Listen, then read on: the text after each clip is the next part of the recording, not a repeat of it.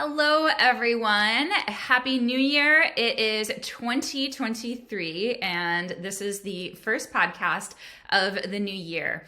And I thought this was such a great podcast episode to release because it is really such an inspiration. I interview one of my members of the Successful Wildlife Professional Program, and he has just had such a great transformation. This is a program that I developed to help people land their dream jobs, teach them to have the steps to get there so that they can carry out their purpose in life. Really, we're called to this career. It's more than just a job for us, it's our calling, and we want to help nature, help animals, help the planet. So this is what I helped Francisco Llauger do. When I first met him, he was working in a job that was not really related to his master's, honestly, and not quite on the career path trajectory he wanted to be. So as I mentioned, he has his master's, and like me, him and I have similar experiences in that he didn't get the training that he needed in graduate school to land the job that he wants. Now, he learned a lot, of course, but when it comes to actually being out there in the job world, you'll find out that there are skills that you need to get that job, and you assume you're going to get it in graduate school, but that is quite honestly not the case. So he joined the program, and now he has his dream job working in herpetology at the Houston Zoo. In this episode, we'll talk all about his journey to get there. And I really want you to leave this episode just feeling so good and feeling so inspired, because even if you aren't where you want to be right now, things can change so fast. It might seem like they're dragging on, but things can change in an instant. And one of my mantras, one of my sayings that I love is, my current situation is not my final destination. So that's all what this episode is about today. And I really hope you enjoy hearing from Francisco and the lessons that he's learned on his way to becoming a successful wildlife professional. Enjoy. Hello, Francisco. Welcome to the podcast. I'm so excited to have you here today. Hi, well, it's great to be on here. Thank you for having me, and I'm happy to talk about this. We first met because you decided to sign up for this informal request I had. I posted it to social media, and I asked for people who were trying to get a job or who were interested in getting a job about their experiences. Can you tell me why you first signed up for that? Sure. At the time, I believe I was kind of getting towards the end of my master's. I was doing a master's in ecology, evolution, and behavior in Austin. And I was finding myself, I was, looking for jobs and stuff like that, but I was finding myself a little bit frustrated with the market. I felt like I didn't really have a lot of direction, and more importantly, I didn't really have any person to really talk about it that had experience about it at my school. A lot of their career and job mentoring was focused on academia. They didn't really know how to coach people on alternate paths. And so when I saw that you were asking for attitudes about that, I thought it was important to add my perspective to the mix, to contribute to the conversation, considering it's probably not happening in a lot of places that could actually do something about it. And then, hopefully someone could benefit from that at some point. When you went to get your master's, did you intend to go into academia, or was that never an option for you? I think at first I just figured that was the end goal. Like, you go to grad school, you end up in academia at some point. I went in thinking that I was going to do a PhD. And even before I went, I had some reservations about what not only that would entail, but also if what I really wanted to work in needed a PhD. And so I think about a year and a half into the program, one of my lab mates was mastering out. So I talked with her and I talked with my advisor. And so I kind of came to the conclusion that, yeah, I wouldn't need a full PhD. to do what I wanted to do. And I definitely did not want to go through the whole process of academia, even just relatively tangentially seeing my colleagues' experiences with it. I was like, this is not for me. Yeah, it can be a pretty rough experience. Yeah, absolutely. I mean, and it's funny because a lot of my peers, they're still thinking about going to academia. I think there's this attitude, especially with like, I guess like younger generations that they want to, try to change it, landscape, change the overall attitudes in academia. And I think that's important. I think we need people to do that. But I was like, I'm not sure. I'll help in any way I can, but I don't think the best way for me to help is to be, right in the middle of it. Yeah, I totally agree. It's definitely a problem, and it's definitely something people are paying attention to. I think today I got an email from Nature Science, and it was a study that just came out about how students, I didn't read it, I just saw the headline, but like graduate students are questioning their degrees and even questioning staying in the field because they're feeling discouraged and just questioning its value in getting a job. So when you graduated with your master's, what kinds of jobs did you want to get then? At the time, I was basically just looking for anything and everything conservation, outdoors, wildlife related. I was looking at, in Texas, I was looking at Texas Parks and Wildlife. They would have these positions for like district wildlife biologists, which through like networking and such, I found was more like a hunting regulation focused in a lot of counties. And I was looking even at like interpreter positions, ranger positions. I did kind of delve a little bit into the like private sector for like biological consulting agencies. And for those, I always felt that I was underqualified, which, in hindsight I was. But, just anything that was tangentially related to biology, just so that I could sort of get my foot in the door. Conservation organizations like the Nature Conservancy and Audubon and stuff like that, whenever they would have like a conservation coordinator position open or something like that. I was looking into science communication jobs as well. Basically, anything that could be tied to wildlife and conservation, in my eyes, paid well. But in the back of my mind, I definitely always had like a soft spot for working at the zoo because I volunteered there in the back when I was in high school. And I had actually applied to a supervisor position a couple of months before you and I first spoke. And I had been talking with one of my colleagues who was always also going for the position. He was like, even if like you don't expect to get it, it'll be good just to kind of go through the process, more or less what to expect. I was already relatively aware of what the process for working with the zoo was and such. So that was always in the back of my mind. But of course, the issue of pay was always what kind of steered me to the other jobs. And you mentioned, I'm just curious, you mentioned that you were underqualified for consulting jobs, even though you had a master's. And just my experience looking at the consulting jobs, it seems like a lot of them don't require a master's or a higher degree, right? Yeah, a lot of them, as long as you have like a certain set of skills. So what did you think you were missing? Okay. Or know you were missing? Yeah, so specific to my area, which is like Southeast Texas, Houston, Texas, wetland delineation was a huge one, just because that's always going to be a thing for biological consultants down here. Then there would be like, for example, I had experience with field work whenever I was doing my research, but I didn't have experience actually managing like plots of land or identifying plants, which, and that's stuff that I relatively easily could get, but it's not something that I had been focusing on throughout my undergrad and my grad school years. So when it came time to apply for jobs, it's like it didn't feel like I had actually been trained for what jobs were actually requiring.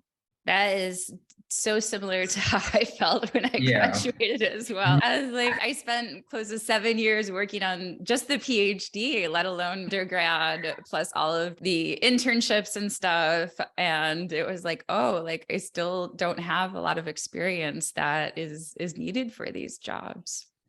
Yeah, but like in grad school, I still learned a lot. Like it was still a great learning experience, if anything else.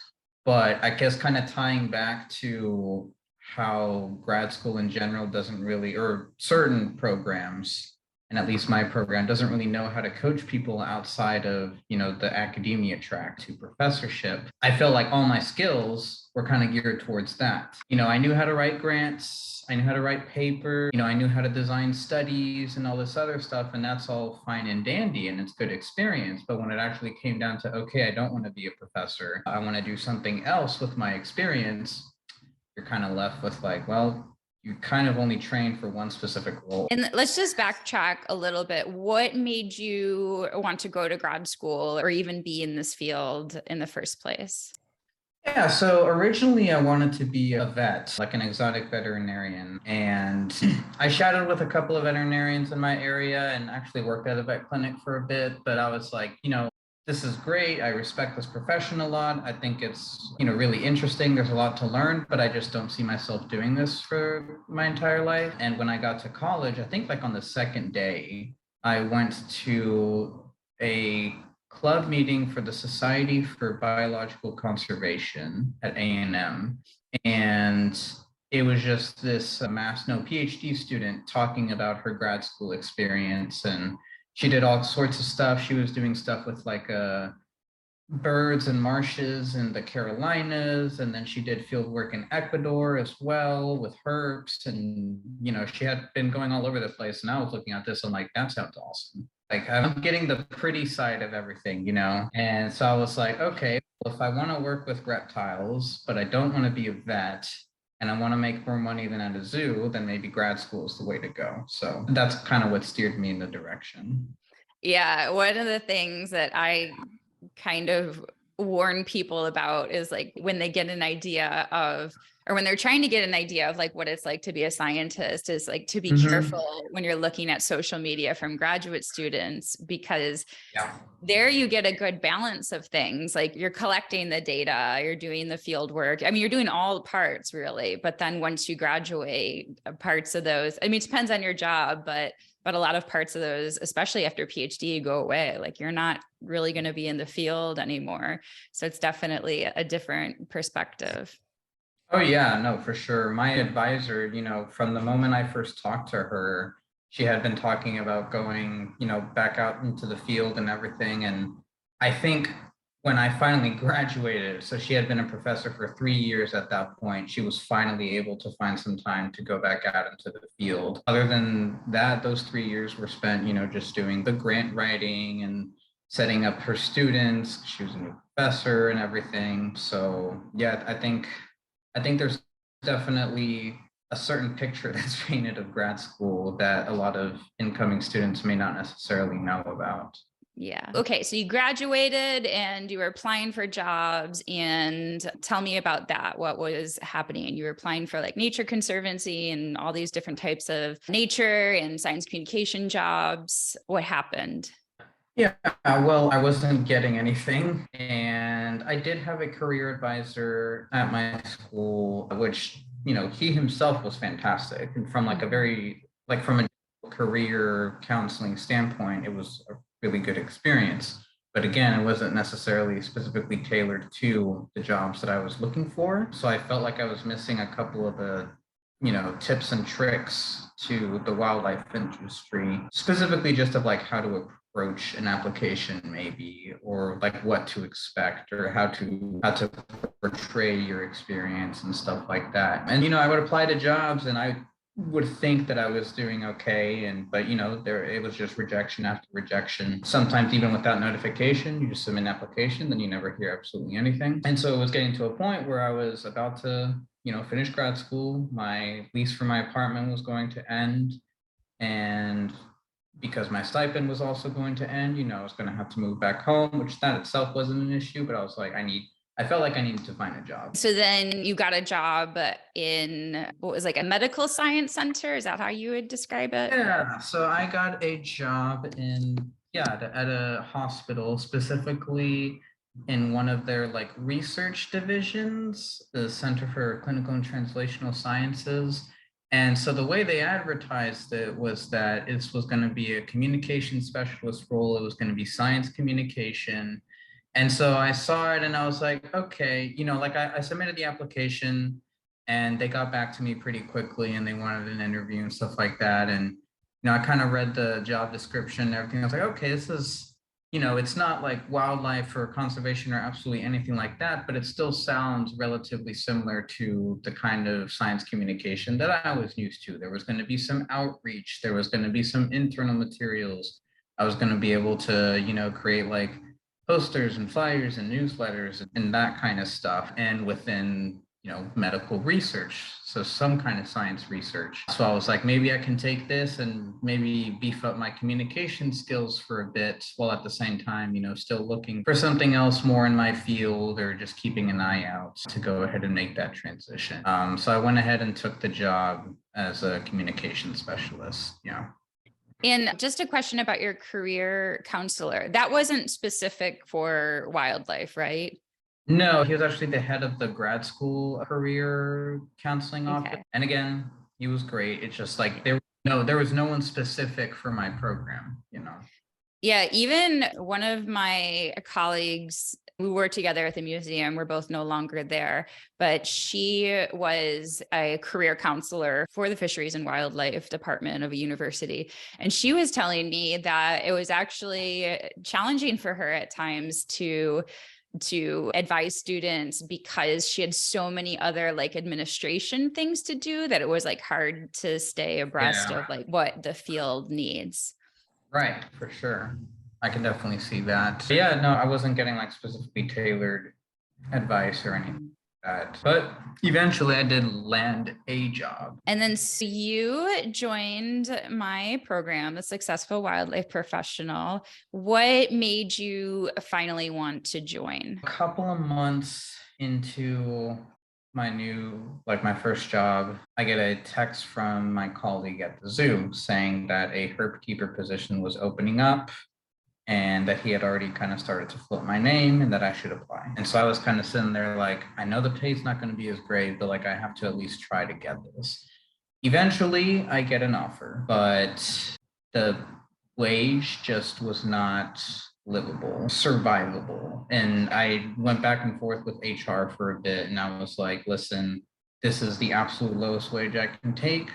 Like, you give me this and I'm all yours. I'm already having to sacrifice a lot of stuff.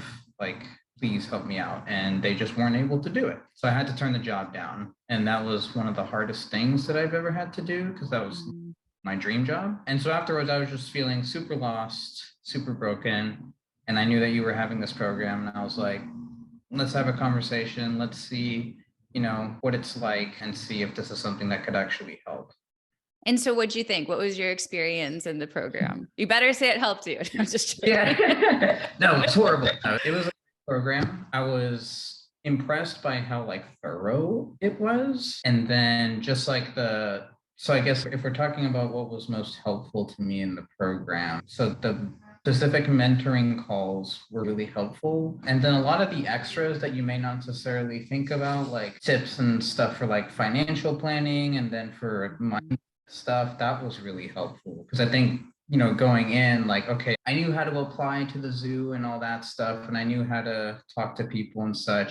But like, what was my mindset going into it? I mean, mindset is part of what brought me to the program in the first place, kind of like a defeated mindset. And so how to kind of work with that, how to change that, how to actually work it into your process of looking and applying for jobs. And again, like I said, the one-on-one mentorship, because there you get, it essentially becomes a conversation, and you get little tips and tricks that one wouldn't necessarily think of if they're just kind of like sitting down to write a guide or something. Yeah, mindset is huge. And I so wish I would have known about mindset when I went to grad school, because I think a lot of people, when they hear the word mindset, they think like, oh, it's just positive thinking. And it's not really about that. It's really about like accepting what is in your circumstance, and like doing what you can to move you forward, and also like looking for the evidence around you to build you up, and like blocking out those voices that are building you down. I don't think grad school intentionally does that, but it does. It definitely wears you down. It wears you down, and it definitely, I mean, mindset isn't a thing that they're really considering in grad school in terms of like teaching their students. They'll say stuff like, oh, make sure you're taking care of yourself. And it's like, well, can you help me out? Well, I don't know. I don't know how to do that. You figure it out on your own. But well, and the other thing about mindset too is that you have to like train yourself. Because I think that a lot of most of us, we don't really get trained on how to actually work with our mindset when we're growing up. We're kind of just taught to like, I don't not necessarily conform to a certain mindset, but just with stuff as it comes along, but without any actual training on how to deal with it. Exercises or, whatever a mindset course entails, it helps just to kind of reinforce that. And over time, it's a process, it's a learning process. It's not like you take a course and then suddenly you're enlightened and you're good to go. It takes time. Yeah, absolutely. And I'm glad you used the word exercise because I like to use it in relation to the gym a lot. It's like, you can't just go to the gym once and be like, oh, I'm done, or Right. like, or even like building, like you said, it's like a practice, even with building your muscles. Like you don't start lifting like a 300-pound barbell. You have to start small and practice every day. And you're right. It is like we are conforming and we don't even realize we're conforming. I talk to you guys, and sometimes when I really push and like ask, like, where did you first hear this? Or like, where'd you first get this feeling from? Like you weren't good enough. A lot of times it stems from like way back in the day, like our school days or something. And you just end up carrying it over. Something else I wanted to mention with you, the mentoring sessions, is I think one of the things, please correct me if I'm wrong, that you may have learned is like figuring out what jobs you were qualified for or not, because that's what I learned from being on the job market. Like I applied for like all these different jobs. And I remember like applying for nature conservancy jobs, especially. I really wanted to work there. And I was like, why won't I even get an interview with them? Like, I'm great. This is like perfect for this job. Because I just thought a PhD translated to all this experience, but it didn't. So like once I learned like, oh, like this is what this means and this is what that means. And same thing for the science communication jobs. Like a lot of times they want people who have their degrees in communication or journalism. And then, I mean, honestly, a lot of them, they don't care that much if you're that good at science. It's more like if you have an interest in science rather than like you're a scientist who's really good at social media.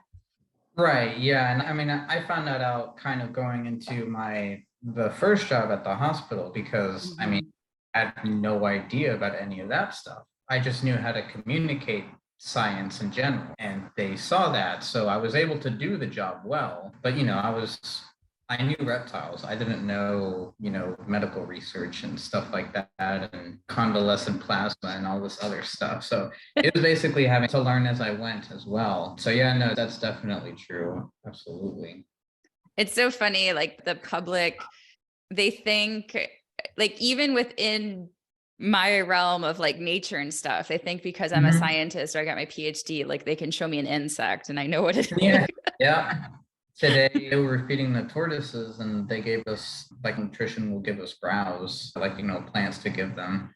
And we held up this one plant and, three people that are relatively well aware of, tortoise diets and stuff like that. And we're like, we have no idea what this plant is. Take out the sea cap or whatever it is and figure it out through there. Ended up being like a Chinese hawthorn or something like that. But, oh, wow. Yeah. So that stuff like that happens all the time. You're always learning. Yeah. Okay. So you mentioned that today you were feeding tortoises. Yeah. So obviously you're not at the medical place anymore. So tell us about what happened. Yeah. It's about 2 months ago now. I hit a point where I was just like, don't like this job. I'm still like trying to apply to other jobs, but at the same time, I'm not able to devote as much time as I want to get back in the industry because I have a full-time job to worry about on top of everything else that I'm doing. And so I kind of saw it as, well, one, I want to go ahead and take the leap and do what I want to do. And two, if I'm ever going to, actually move up in the industry, maybe to like a better paying job at some point or to, make a role that I want for myself or something like that, I have to start somewhere. I can't keep trying to do it on the side from, a completely different related field. And so I texted my friend. I was like, hey, you want to let me know whenever there are any other jobs available? And he was like, there's a posting right now. So I applied and I now work at the reptile house at the zoo. Yeah. And we were just chatting briefly before we started, and you said that you love it. And did you Oh, say it's it was your dream amazing. job? Yeah, no, I mean, when I was a kid, my very first like career day in first grade or something, my best friend and I, we were the only ones that had herpetologists. And Aw.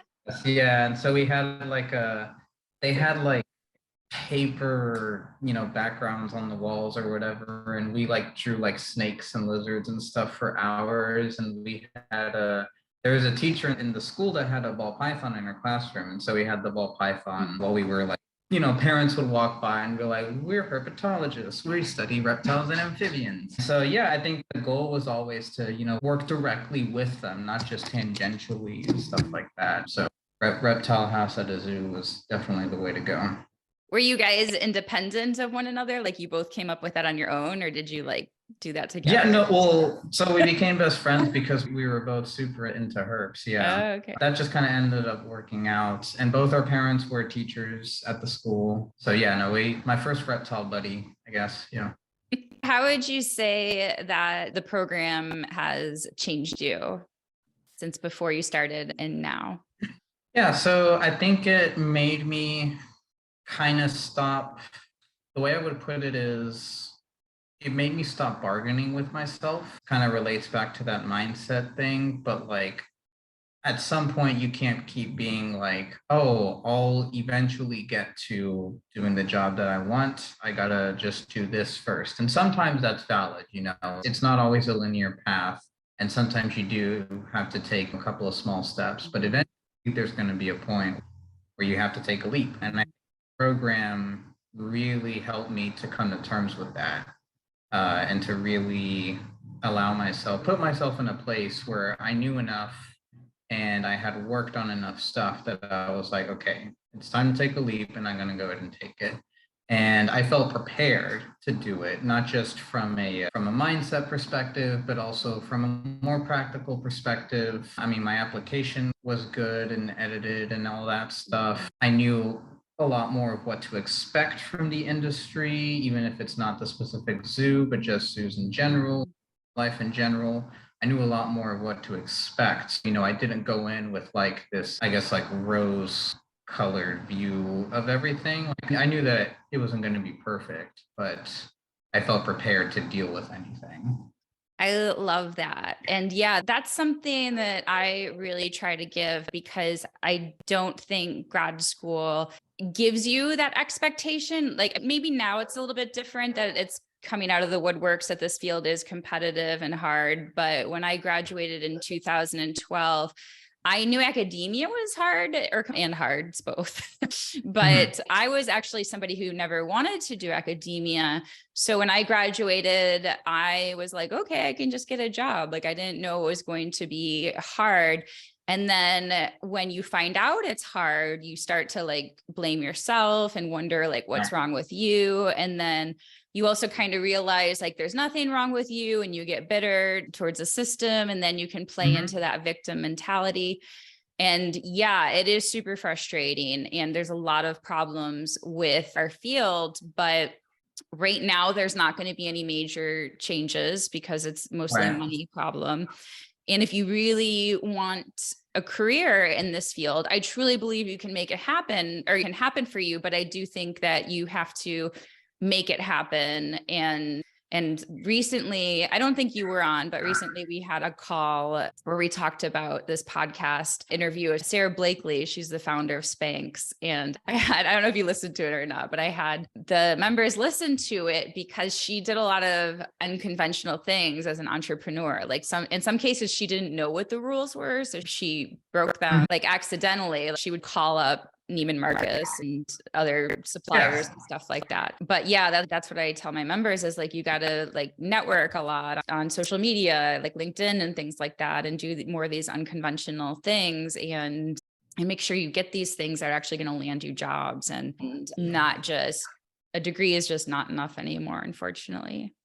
Yeah, definitely not. And so quick funny aside about the whole breaking rules without knowing thing. So when I first reached out to my advisor, I applied in fall of 2018, but I first reached out to her like back in January or February of that same year, just because I was looking into programs and I saw her lab. I saw she was going to be, in Austin. And I was like, oh, let me reach out to her. And we had like a phone chat and we corresponded every now and then throughout the year. And then when it came time to apply to stuff, my undergrad advisor at the time, like my lab manager, he was like, okay, guys, you don't contact the professors until you have like your letter of intro, like fully catered and everything. And it's like very minimal contact and everything. I was like, I've been talking to my like potential advisor almost a year, and he was like, "Oh my God." But going back to the thing about how like academia, how you can get bitter towards it and stuff like that. I feel like something that I saw and something that I do see changing, especially with younger professors like my grad school advisor. She was really good about this kind of stuff, but they see like a lower number of professors being hired and stuff like that, and they see it as a training issue and not an attitude issue. So then they'll be like, okay, well, let's make them have to go through more postdocs. Nowadays you can't it's really difficult to get a professor job without like at least 2 or 3 postdocs, something like that, at least in our field. And, we have to give them more rigorous coursework during grad school, when really what's happening is that people are getting jaded and people are getting burned. And so I do think that's kind of being seen a bit more. So yeah, I think it's good for people to acknowledge that, because that way incoming people to grad school or to academia or anything can be maybe more cognizant of that when they start to get out and everything. It's not because they're not good enough, like you said. It's not because they're not doing enough training or they're not doing it well. It's just because the system right now is structured in a way that's bound to happen. Yeah. Yeah, I definitely talked to people who are like, I don't get it. I did everything right, and I still can't get to where I want to go. So yeah, it's not about that you did anything wrong. It's just that it's competitive and you got to think out of the box a little bit, and then just really make sure you have those non-academic skills or knowledge that they don't necessarily teach you. Yeah, and like you said, there comes a point where you make it happen for yourself. Like even without the difficulties and stuff, you have to find a way to get what you want, even if that looks a little different than what you originally intended. But it's good to have that insight and that knowledge going through it, because it helps you out. Well, thank you so much for your time. Thank you so much for sharing your stories. Do you have any last parting words or anything? Not to put any pressure on you. I always feel like there's a lot of pressure on me. Oh God, I'm gonna make or break people's experience. No. Well, first of all, thank you so much for chatting with me about all this. About it anytime. And like I said, your help this past year has been great. It's been wonderful. To anybody listening to this, like it's possible to get what you want. Be kind to yourself, be smart about it, take the steps that you need to make stuff happen, knowing that there's going to be a few steps back, but just keep on the track, and eventually you'll end up somewhere where you want to be. Yeah, I love that. Well, thanks so much. And I hope you have a great rest of your night. Thanks, you too. Thank you so much once again, Francisco, for doing that. I am so happy I could help you, and I love helping the members in my program. That's why I created it. I started off blogging about this because nobody was talking about it. Nobody was talking about how hard it was to get a job, especially after getting a graduate degree. People didn't want to feel like there was something wrong with them. So I started blogging about it, and also about how the things that I learned in graduate school didn't necessarily translate to jobs. And I found out that there was so much stuff that I was missing for the jobs that I wanted. If you are interested in learning more about the successful wildlife professional or want to sign up to be the first to hear about it, head over to stephanieschuttler.com/SWP waitlist. Or if you just Google fancy scientist and then search for SWP waitlist, then it should pop up as well. And of course, I will put this in the show notes. It's kind of weird that I have to say stephanieschuttler.com because I recently changed my name back, but oh well, That's what happens in life. I hope you guys are all having a great day. And Francisco just had so much great advice for us. And I really do hope that the younger generation out there will change how this field is run and how academia is run. Be kind to each other. I love that Francisco said, be kind to yourself. Be kind to yourself, be kind to each other, and be kind to animals. Bye.